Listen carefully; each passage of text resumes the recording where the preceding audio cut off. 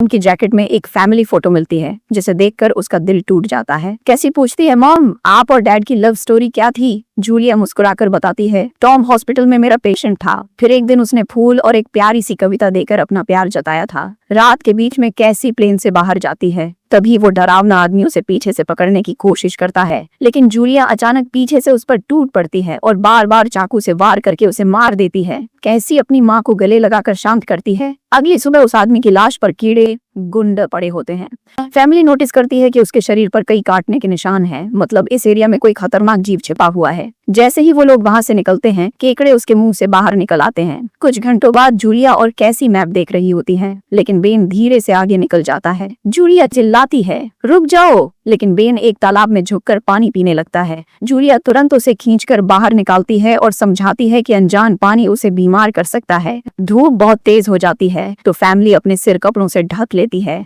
Ben को चक्कर आने लगते हैं। तभी उन्हें कुछ पुराने कुर्सियां मिलती हैं और जूलिया कैसी उनसे एक टेम्पररी शेल्टर बना लेती है। जूलिया बेन को इंजेक्शन लगाती है और तय करती है कि वो रात वहीं बिताएंगे। सुबह जूलिया एक अजीब सी आवाज सुनकर उठती है। बाहर जाकर देखती है तो क्रैब्स का एक बड़ा झुंड उनकी तरफ आ रहा होता है। वो तुरंत बच्चों को उठाती है और तीनों भागना शुरू कर देते हैं। भागते भागते उन्हें एक बड़ा कार्गो शिप दिखाई देता है। वहाँ 3 क्रू मेंबर्स जिंदा होते हैं। एक औरत उनकी मदद करना चाहती है, लेकिन बाकी 2 आदमी मना कर देते हैं और तीनों फैमिली को बाहर छोड़कर कंटेनर लॉक कर लेते हैं। क्रैब्स पास आ जाते हैं। जूलिया बच्चों को कंटेनर के ऊपर चढ़ाती है। खुद जब चढ़ने लगती है तो क्रैब्स उसके पैर को जोर से काट लेते हैं। बच्चे उसे खींचकर ऊपर चढ़ाते हैं, नहीं तो वो नीचे गिर जाती। कंटेनर के एक छेद से आधे क्रैब्स अंदर घुस जाते हैं। क्रू मेंबर्स फायरिंग शुरू करते हैं, लेकिन क्रैब्स उन पर हावी हो जाते हैं और दोनों को मार डालते हैं। आखिरी आदमी छत के होल तक पहुंचता है, लेकिन क्रैब्स उसे भी नीचे खींच लेते हैं और वो भी मर जाता है।